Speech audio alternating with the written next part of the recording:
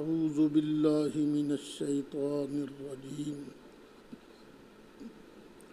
بسم اللہ الرحمن الرحیم بحمد اللہ۔ آج ہمارا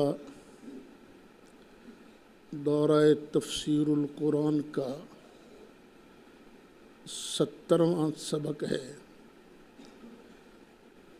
5واں پارہ سورہ نساء کی آیت نمبر 113 اس پر گفتگو ہو رہی تھی، اور اس میں نبی کریم علیہ السلام کی علمی وسعت یہ بیان کیا گیا ہے۔ اس کی مزید تفصیل کرنے سے پہلے چند ضروری باتیں جو ہیں وہ سمجھ لیں۔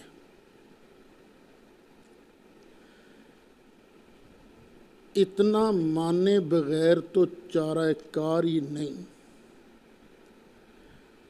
کہ اللہ تعالیٰ نے نبی کریم علیہ السلام کو غیب کا علم عطا فرمایا ہے۔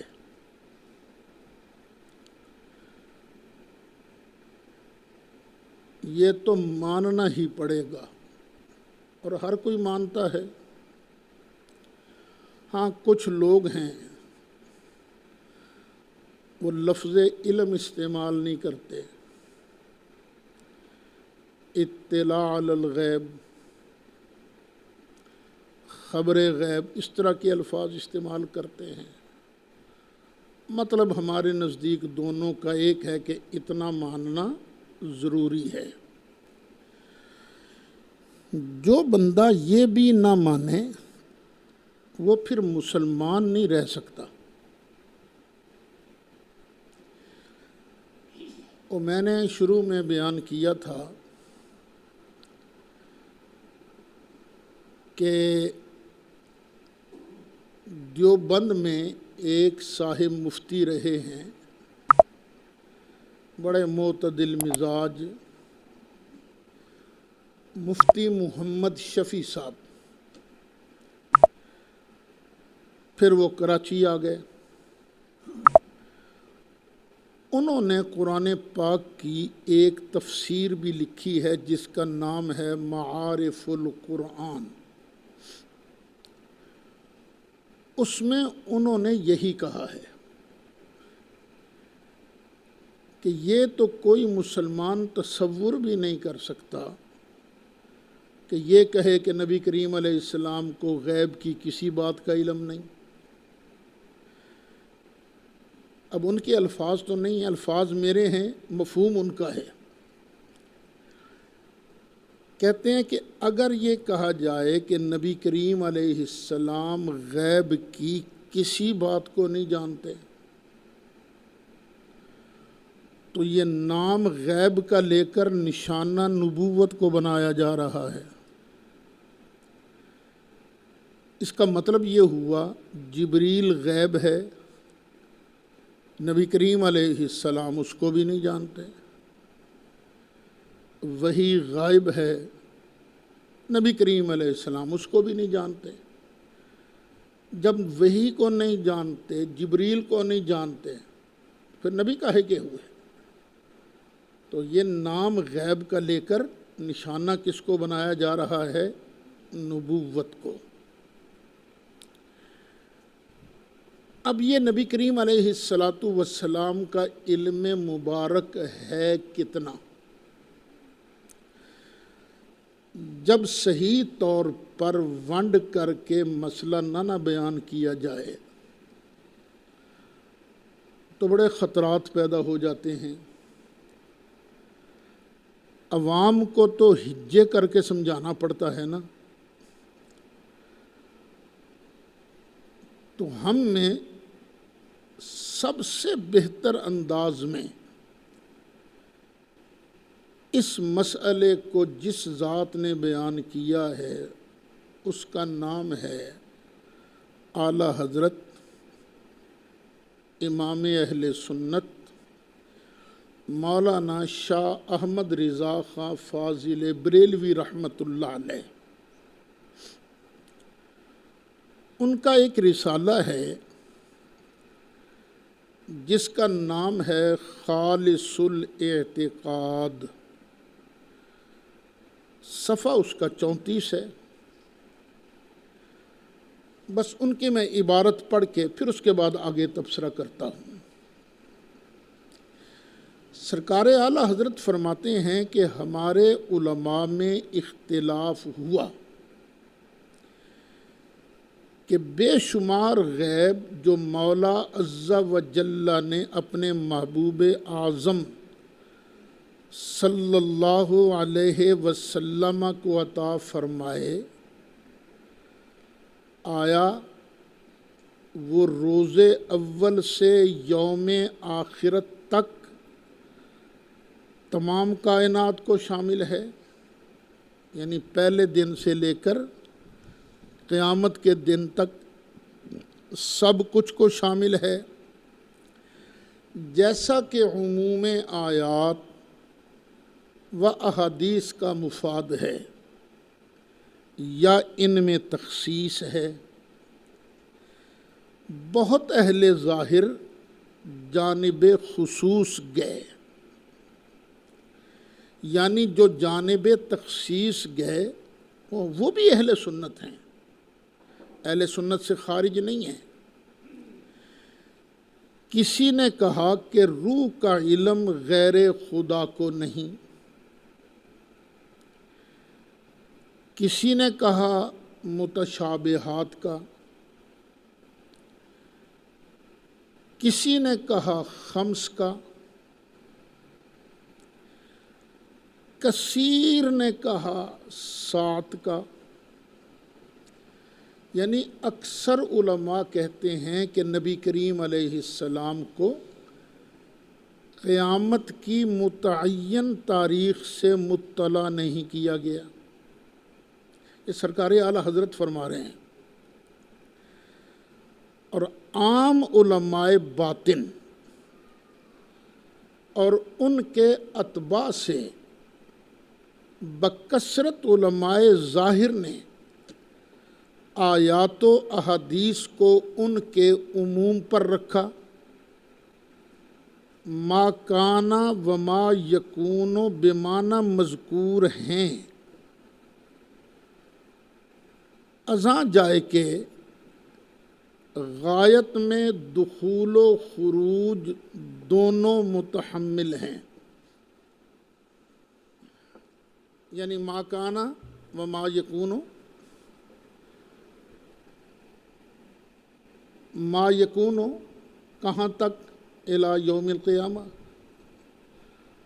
تو یوم قیامت جو ہے یہ داخل بھی سمجھا جا سکتا ہے،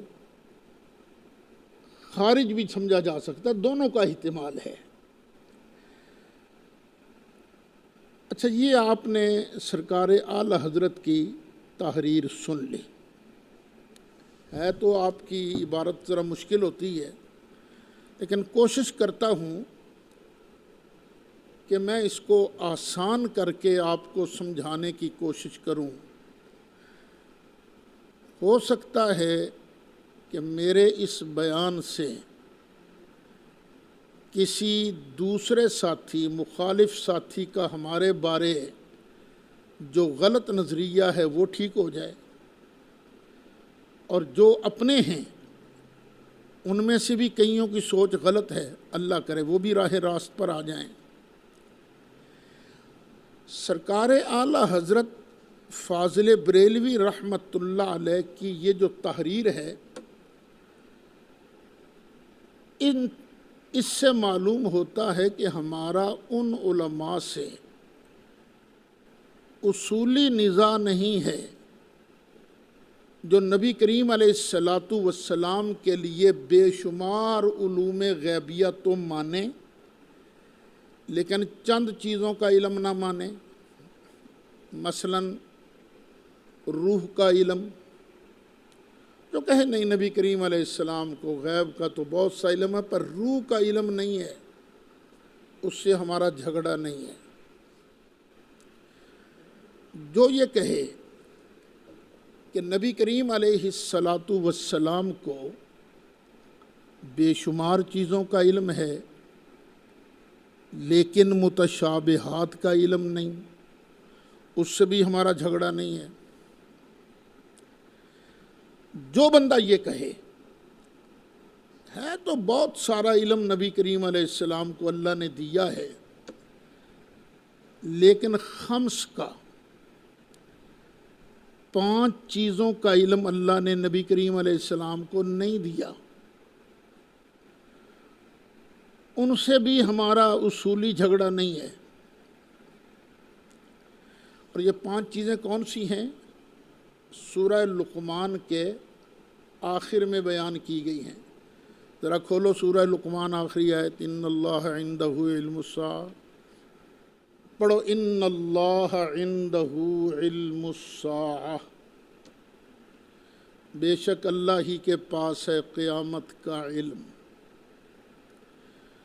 وَيُنَزِّلُ الْغَيْثَ، بارش بھی وہی اتارتا ہے،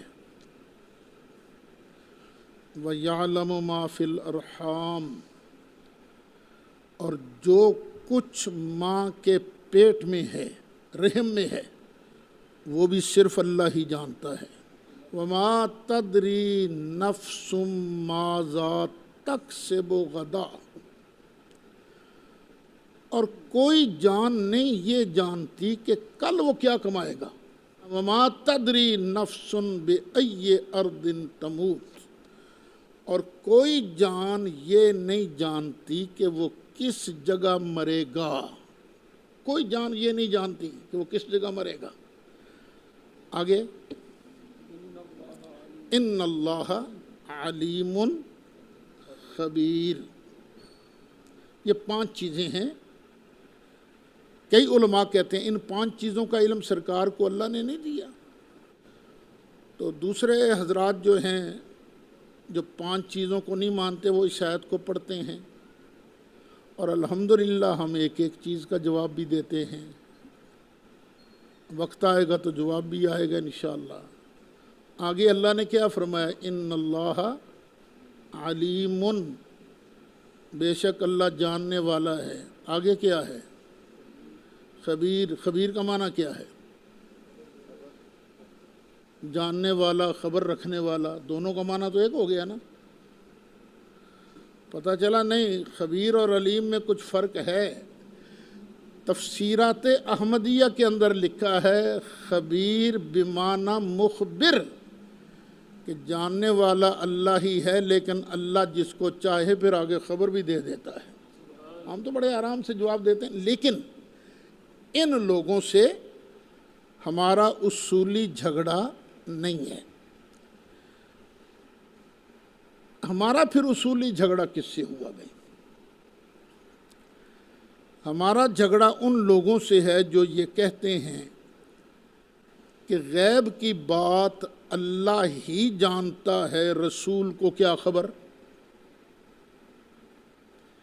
غیب کی بات اللہ ہی جانتا ہے، رسول کو کیا خبر؟ یہ کس نے لکھا ہے؟ مولوی اسماعیل دیلوی صاحب نے۔ تقویت الایمان ہے جو کراچی کی چھپی ہوئی ہے، اس کا پیج نمبر ہے 55، صفحہ 55۔ جھگڑا ان سے ہے، یا جھگڑا اس بندے سے ہے جو یہ کہے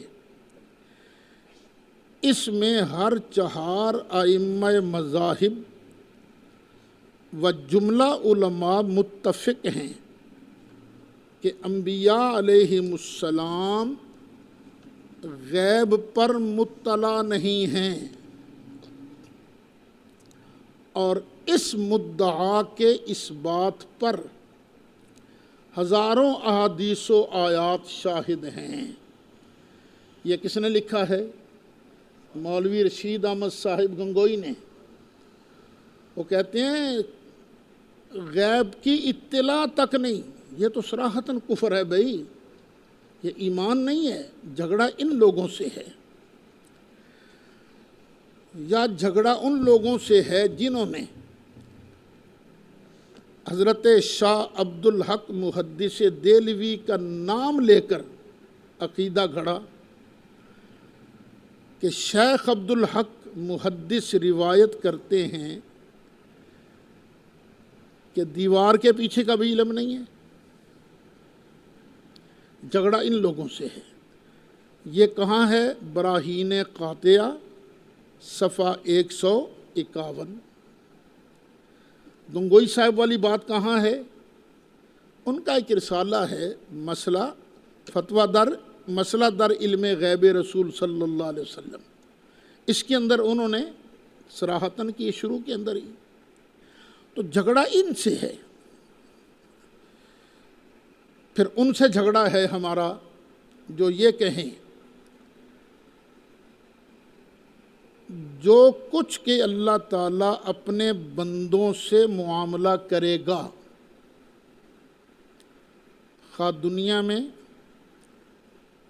خواہ قبر میں، خواہ آخرت میں، تو سو اس کی حقیقت کسی کو معلوم نہیں۔ اللہ کے علاوہ اس کی حقیقت کسی کو معلوم نہیں کہ اللہ بندے کے ساتھ کل کیا کرے گا۔ نہ نبی کو، نہ ولی کو، نہ اپنا حال، نہ دوسرے کا حال۔ ان سے جھگڑا ہے۔ کیا کہہ رہے ہو خدا کے بندو کہ کسی کو نہ اپنے حال کا پتہ ہے نہ دوسرے کے حال کا پتہ ہے؟ کیا سرکار کو اپنے حال کا پتہ نہیں تھا؟ ہیں؟ سرکار نے نہیں فرمایا سب سے پہلے قبر سے کون اٹھے گا؟ میں۔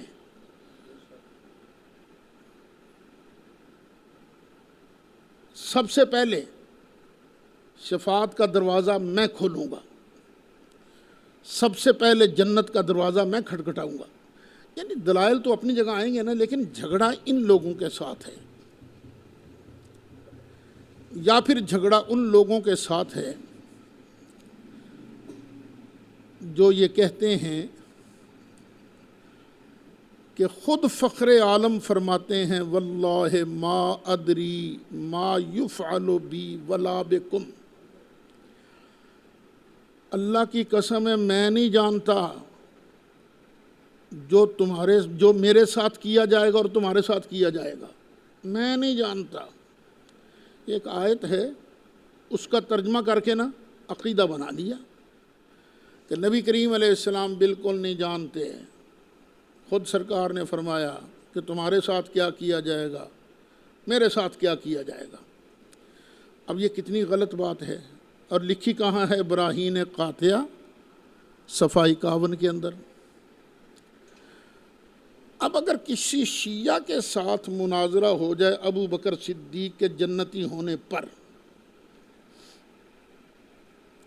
ہم کہیں کہ جنتی ہیں ابو بکر صدیق، عمر فاروق جنتی ہیں، عثمان غنی جنتی ہیں، علی مرتضیٰ عشرہ مبشرہ سارے جنتی ہیں، تو آگے سے کوئی کہے اوئے قرآن تو کہتا ہے واللہ لا ما ادری ما یفعل بی ولا بکم، اللہ کی قسم ہے مجھے نہیں پتہ میرے ساتھ کیا کیا جائے گا، تمہارے ساتھ کیا کیا جائے گا۔ جس نبی کو اپنا پتہ نہیں وہ ابو بکر کو جنت کی بشارت کیسے دے سکتا ہے؟ دیکھو نا یہ اعتراض کہاں کہاں پر گیا۔ ان لوگوں کے ساتھ ہمارا جھگڑا ہے نہیں، یہ باتیں غلط ہیں، ایمان کے خلاف ہیں۔ جو آدمی یہ عقیدہ رکھے گا اس کا ایمان ختم۔ پھر ہمارا جھگڑا ان لوگوں کے ساتھ ہے جو یہ کہتے ہیں الحاصل غور کرنا چاہیے کہ شیطان و ملک الموت کا حال دیکھ کر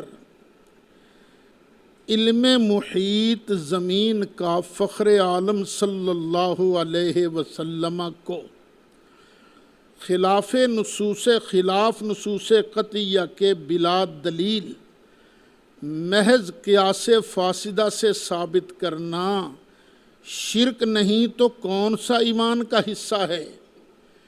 شیطان و ملک الموت کو یہ وسعت نص سے ثابت ہوئی۔ فخر عالم کی وسعت علم کی کون سی نص قطعی ہے جس سے تمام نصوص رد کر کے ایک شرک ثابت کرتا ہے؟ جھگڑا ان سے ہے، یہ بھی ہے براہین قاطعہ کے اندر۔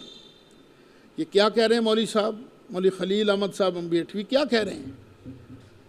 کہہ رہے ہیں کہ شیطان کو جو علم ہے نا اتنا بڑا، یہ تو نص سے ثابت ہے۔ ملک الموت کا علم بھی نص سے ثابت ہے۔ سرکار کے لیے کون سی نص قطعی ہے جس سے باقی نصوں کو رد کر کے تم ایک شرک ثابت کر رہے ہو؟ یعنی شیطان کے لیے اتنا علم ماننا شرک نہیں جو سرکار کے لیے مانے تو بندہ مشرک ہو جائے۔ حالانکہ شرک ہر جگہ شرک ہوتا ہے، شرک میں تفریق نہیں ہوتی۔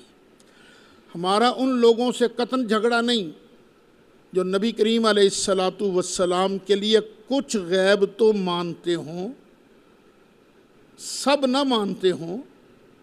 جھگڑا کن سے ہے؟ ان لوگوں سے۔ پھر ایک بحث چلی تھی کہ نبی کریم علیہ السلام کو عالم الغیب کہا جا سکتا ہے یا نہیں۔ اس پر مولانا اشرف علی تھانوی نے جو لکھا، جھگڑا اس بات پر ہے۔ آپ صلی اللہ علیہ وسلم کی ذات مقدسہ پر علم غیب کا حکم کیا جانا اگر بقول زید صحیح ہو تو دریافت طلب امر یہ ہے کہ اس غیب سے مراد بعض غیب ہیں یا کل غیب۔ اگر بعض علوم غیبیہ مراد ہوں تو اس میں حضور ہی کی کیا تخصیص؟ ایسا علم غیب تو زید، عمر، بلکہ ہر صبی، مجنون، بلکہ جمیع حیوانات و بہائم کو حاصل ہے۔ جیسا علم غیب نبی کریم علیہ السلام کا ہے بعض علم غیب، ویسا علم غیب تو ان بچوں کو، پاگلوں کو بھی حاصل ہے۔ یہ انہوں نے لکھا ہے حفظ الایمان صفحہ 8 پر، اور جو ایک اور حفظ الایمان چھپی ہے اس کا صفحہ 15 ہے۔ پر مشہور عبارت ہے یہ، حفظ الایمان کے اندر موجود ہے۔ ہم سرکار کا علم پاگلوں جیسا تو نہیں مان سکتے نا، بچوں جیسا تو نہیں مان سکتے نا، ڈنگروں جیسا تو نہیں مان سکتے نا۔ ہم تو یہی کہتے ہیں بعد از خدا بزرگ توئی بس قصہ مختصر۔ تو ہمارا جھگڑا ایسے لوگوں کے ساتھ ہے۔ اب ہمارے نظریہ کی تفصیل سن لیجئے۔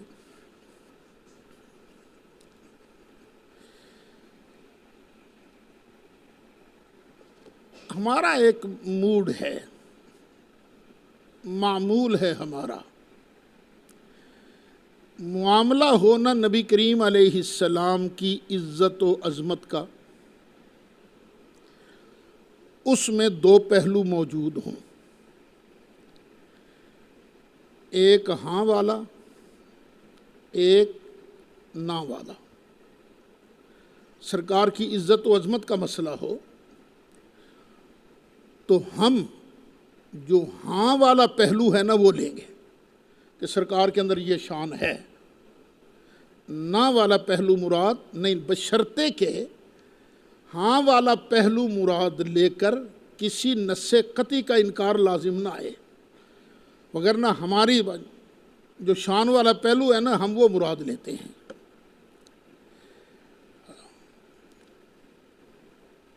اب ہمارا نظریہ تو یہی ہے کہ اللہ تعالیٰ نے نبی کریم علیہ السلام کو بے شمار علوم غیبی عطا کیے، بلکہ پہلے دن سے لے کر آخری دن تک سب کچھ اللہ نے دکھا دیا۔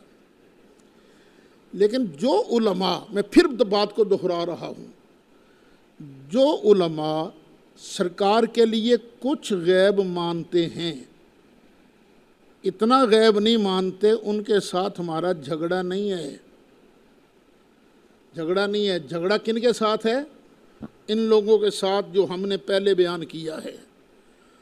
ہاں، ہم اللہ تعالیٰ کے فضل و کرم سے ڈنکے کی چوٹ یہ ثابت کر سکتے ہیں کہ اللہ تعالیٰ نے نبی کریم علیہ السلام کو پیدا کیا، پھر دھیرے دھیرے، اچھا یکدم علم کے ہم قائل نہیں ہیں، ایک ہوتا نا یکدم علم دے دیا، وہ نہیں، ہم تدریج کے قائل ہیں، دھیرے دھیرے ہولے ہولے آہستہ آہستہ قرآن نازل ہوتا گیا، تو آیتن آیتن نجمن نجمن سرکار کے علم مبارک میں اضافہ ہوتا گیا، اور جب قرآن کی آخری آیت مبارکہ نازل ہو گئی تو اللہ نے نبی کریم علیہ السلام کے لیے یہ ما کانا و ما یکونوں کا علم مکمل کر دیا۔ اس بات کو ذہن میں رکھنا ہے، ہم سرکار کے ما یکون علم کے کب کے قائل ہیں؟ جب قرآن کی آخری آیت نازل ہوئی۔ جب تک قرآن کی آخری آیت نازل نہیں ہوئی ہم ما کانا ما یکونوں کے علم کا دعویٰ نہیں کرتے۔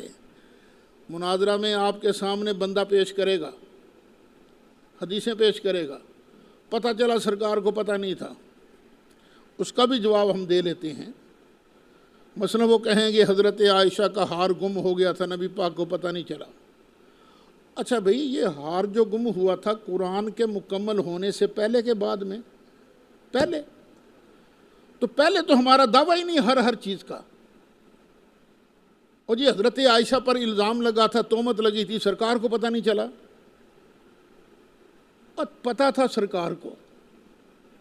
بخاری شریف کے اندر جہاں یہ لفظ موجود ہے نا، حدیث موجود ہے، وہاں یہ بھی موجود ہے، نبی کریم علیہ السلام نے ممبر پر وحی کے نازل ہونے سے پہلے ممبر پر چڑھ کے فرمایا تھا، فواللہ ما علمت علی اہلی الا خیرا، مجھے اللہ کی قسم ہے میں جانتا ہوں کہ میری بیوی پاک ہے، صاف ہے۔ لیکن چلو بھئی، تمہارا اعتراض تو تب بنے نا جب یہ واقعہ قرآن کے نزول کے بعد ہوا۔ قرآن کا نزول مکمل کب ہوا ہے؟ چند دن پہلے، نبی کریم علیہ السلام کے وصال مقدس کے چند دن پہلے تک آخری آیت نازل ہوئی۔ آخری آیت نازل ہونے پر اللہ تعالیٰ نے سرکار کو ما کانا ما یکون کا علم عطا فرما دیا تھا۔ اچھا، بعض حضرات بالکل خدا کا خوف نہیں رکھتے، سبق شاید آئے گا جب سبق پڑھیں گے نا ترجمہ، تو آئے گا لا یجرمنکم شنآن قوم علی الا تعدلوا اعدلوا هو اقرب للتقوی، کسی قوم کی دشمنی تمہیں عدل نہ کرنے پر مجبور نہ کرے، نہ عدل کرنا ہے، یہی تقوی کے زیادہ قریب ہے۔ تقریر کرتے کرتے یہاں تک کہہ دیتے ہیں کہ یہ بریلوی حضرات نبی کریم علیہ السلام کے لیے ہر وقت ہر چیز کا علم مانتے ہیں۔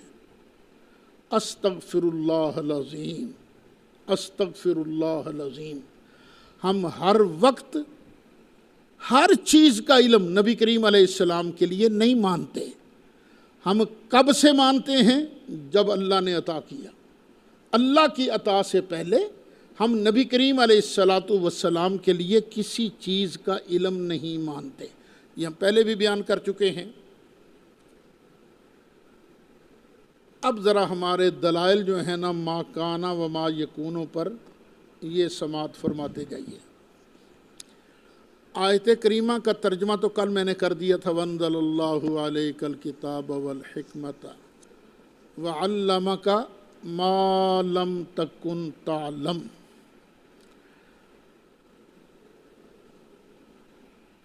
اس آیت کریمہ میں 3 باتیں بیان کی گئی ہیں۔ نمبر 1، اللہ نے نبی کریم علیہ السلام پر کتاب و حکمت نازل فرمائی، 1۔ دوسرا، اس نزول کتاب کے ضمن میں آپ جو کچھ نہ جانتے تھے وہ اللہ تعالیٰ نے سکھا دیا۔ علامہ کا بالوحی ما لم تکن تعلم، یہ تفسیر فتح القدیر کی عبارت ہے، جلد 1 ہے، صفحہ 514 ہے کہ اللہ تعالیٰ نے آپ کو وحی کے ذریعے ہر اس چیز کا علم دے دیا جو آپ پہلے نہیں جانتے تھے۔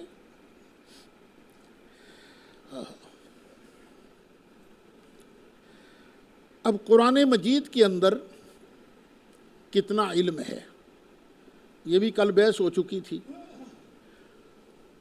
کتنا علم ہے؟ سب کچھ۔ قرآن کے اندر سب کچھ کا علم ہے۔ یہ میرے ہاتھ میں کیا ہے؟ چھڑی، اور میں یوں چھڑی کر کے آپ سے پوچھ رہا ہوں، اس کا ذکر بھی قرآن کے اندر ہے۔ کیوں؟ قرآن کہتا ہے تبیان لکل شیء وَنَزَّلْنَا عَلَيْكَ الْكِتَابَ تِبْيَانًا لِكُلِّ شَيْءٍ۔ چلو 14واں پارہ نکالو، سورہ نحل آیت نمبر 99 مل گئی آیت؟ وَنَزَّلْنَا عَلَيْكَ الْكِتَابَ تِبْيَانًا لِكُلِّ شَيْءٍ، اور اتاری ہم نے تجھ پر کتاب کھلا بیان ہر چیز کا۔ یہ اللہ فرماتا ہے یہ قرآن جو ہے یہ کھلا بیان ہے ہر چیز کا۔ ہر چیز کہاں ہے؟ قرآن میں۔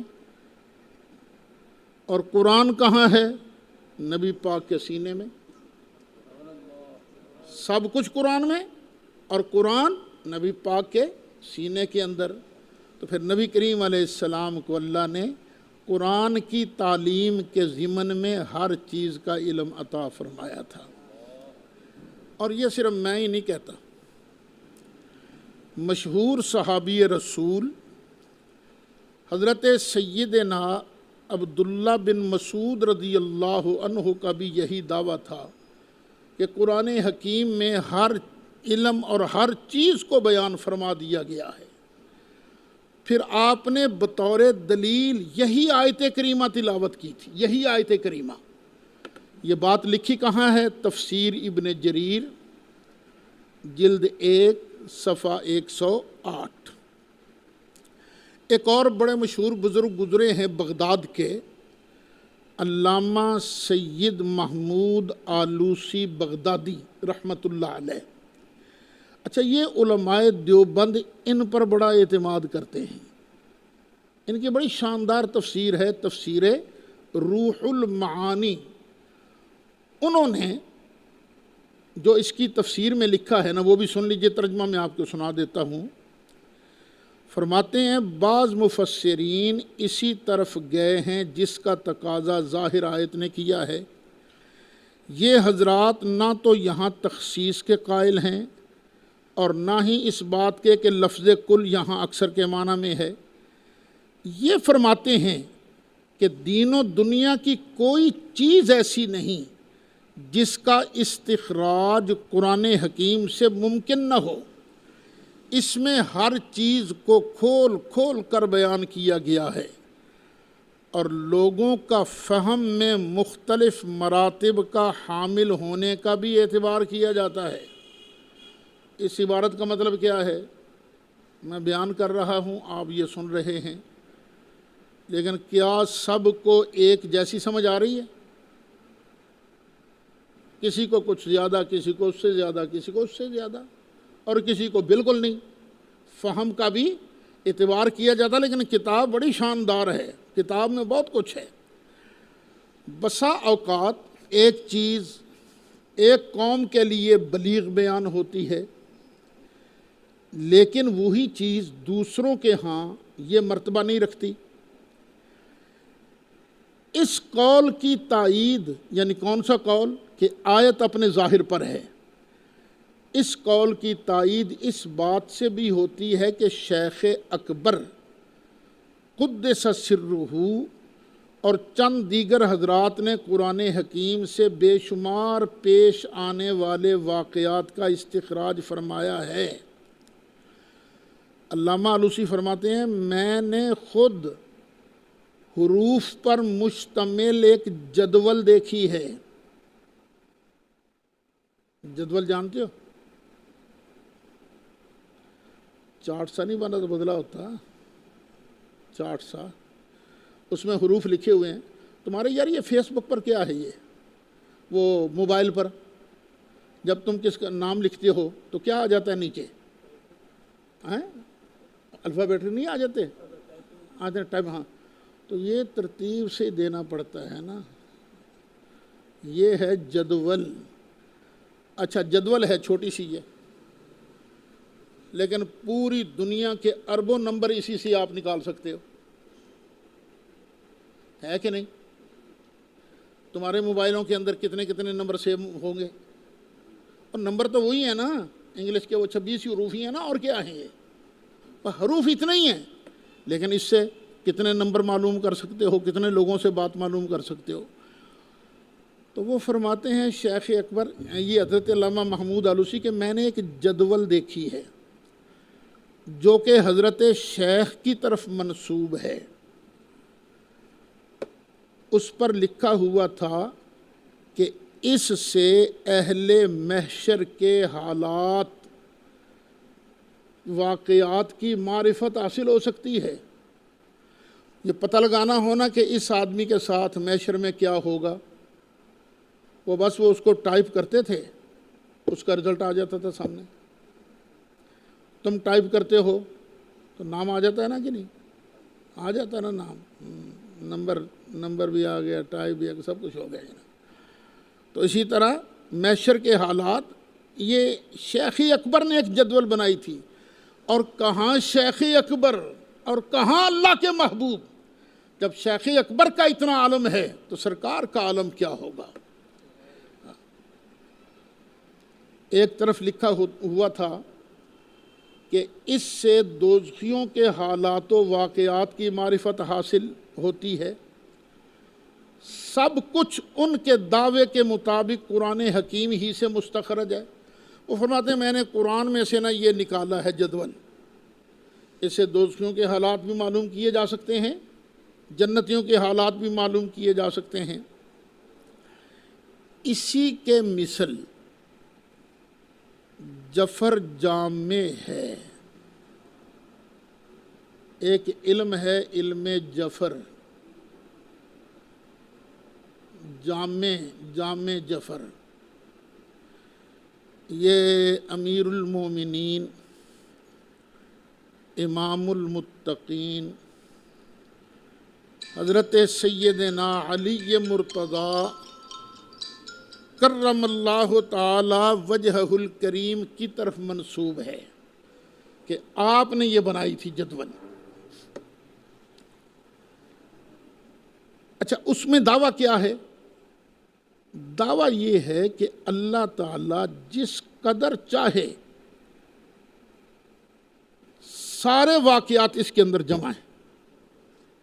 جفر ہے ان کے، وہ قرآن نہیں ہے، وہ اور چیز ہے کوئی، لیکن تمام واقعات کا وہ جامع ہے. اور وہ بھی مستخرج ہے، نکالا گیا ہے، بنایا گیا ہے قرآن حکیم سے. قرآن حکیم سے جو چیز بنائی گئی وہ تو سارے کائنات کو شامل ہے، تو خود قرآن کی اپنی شان کیا ہوگی. امام جلال الدین سیوطی رحمۃ اللہ علیہ نے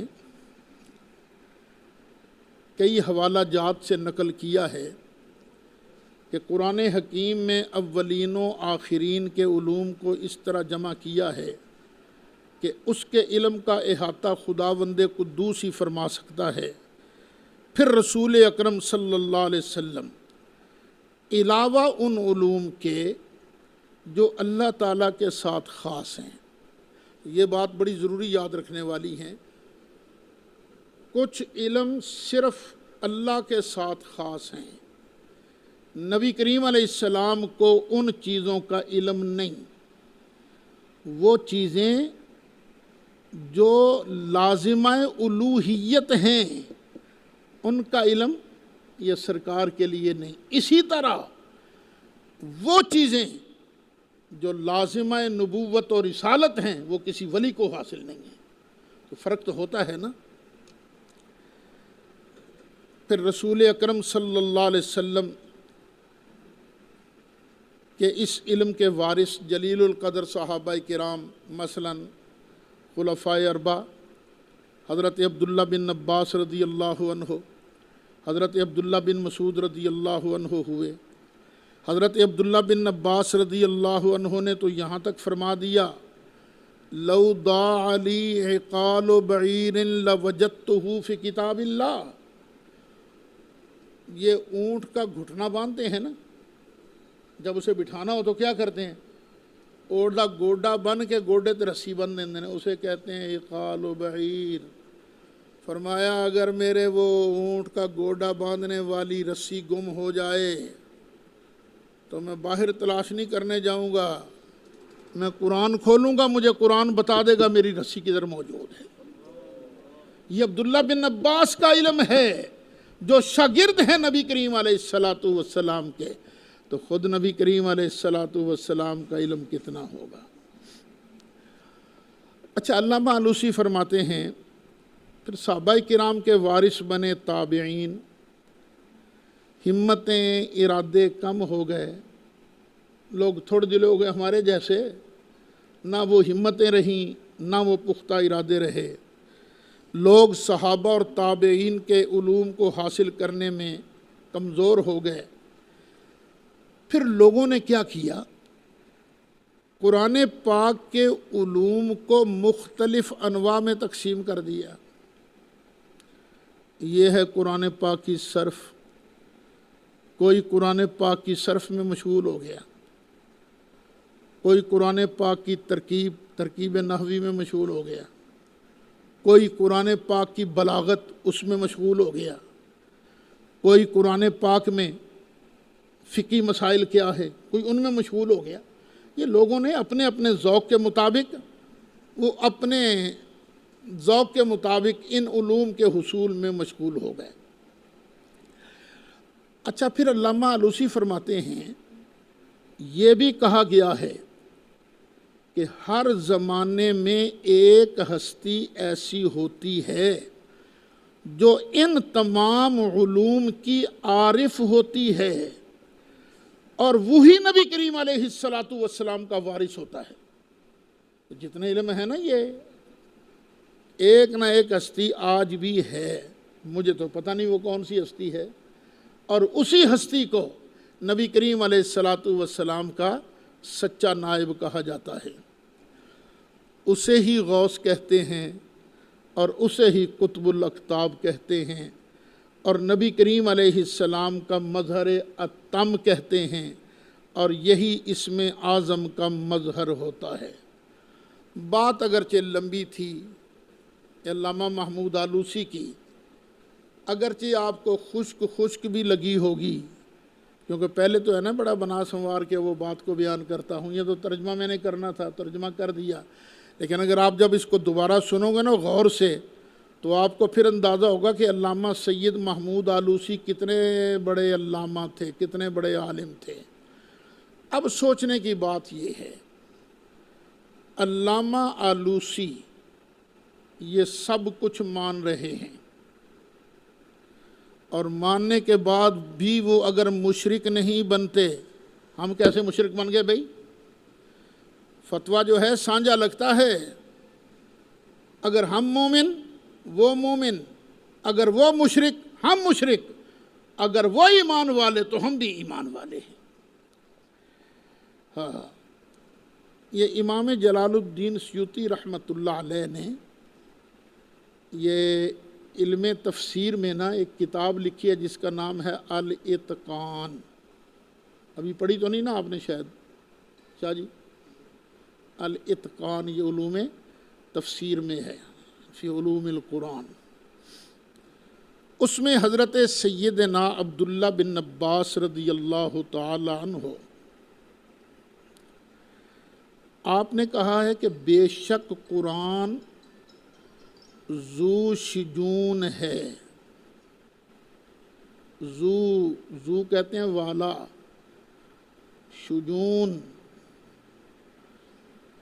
وادی کا ایک رستہ، شجن کا معنی وادی کا ایک رستہ، اور شجون کئی رستے، قرآن کی طرف آنے کے کئی رستے ہیں، اور ذو علوم اور یہ قرآن ایک علم والا نہیں ہے، کئی علم ہیں اس کے اندر، اور ظاہروں اور باطنوں کا جمع کرنے والا ہے۔ اس کے عجائب ختم ہونے میں نہیں آئیں گے۔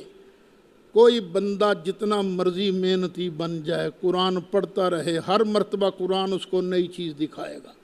ہیں یہ کہاں چھپی رہی چیز بھئی، اور یہ کہاں چھپی رہی؟ قرآن اس کو عجائب دکھائے گا، اس کی غایت تک پہنچ نہ ہوگی۔ کوئی بندہ اس کی غایت تک نہیں پہنچ سکتا سوائے نبی کریم علیہ السلام کے، وہ بھی اللہ کی عطا سے۔ آگے فرماتے ہیں بعض علماء نے یہ بھی کہا ہے قرآن کی ہر آیت کے 60,000 فہم ہیں۔ ایک آیت کے کتنے فہم ہیں؟ 60,000 فہم ہیں۔ تفسیر اتقان جلد 2 صفحہ 587۔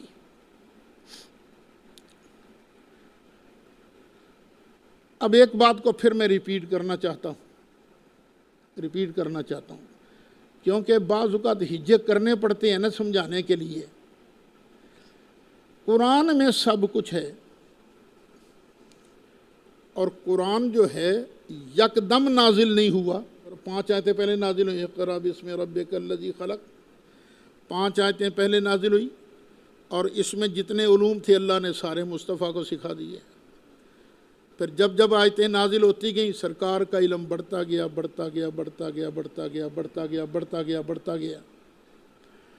اور جب قرآن پورا نازل ہو گیا، سرکار کا یہ علم بھی ما کانا ما یکونوں کو محیط ہو گیا، شامل ہو گیا۔ یہ محیط لغوی اعتبار سے ہے، وہ جو اصل معنی وہ نہیں۔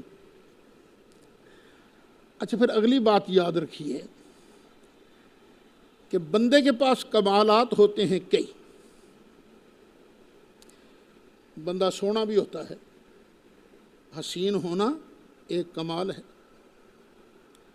قرآن کا اچھا پڑھنا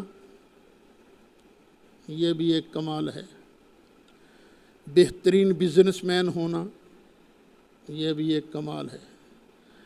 لیکن سارے کمالات سے بڑا کمال کون سا ہے؟ سب سے بڑا کمال وہ ہے جس کی وجہ سے فرشتوں کو اللہ نے کہا تھا چلو کرو سجدہ، حضرت آدم کو کرو سجدہ۔ وہ کمال کون سا ہے؟ علم والا۔ وہ کون سا کمال ہے؟ علم والا۔ چونکہ علمی کمال باقی تمام کمالات پر فوقیت رکھتا ہے، اسی لیے اب قرآن کو پھر پڑھیے۔ وَأَنزَلَ اللَّهُ عَلَيْكَ الْكِتَابَ وَالْحِكْمَةَ وَعَلَّمَكَ مَا لَمْ تَكُنْ تَعْلَمْ، آگے وَكَانَ فَضْلُ اللَّهِ عَلَيْكَ عَظِيمًا، محبوب پیارے تمہیں سب کچھ سکھا کے ہم نے آپ پر بہت بڑا فضل کیا ہے، بہت بڑا کرم کیا ہے۔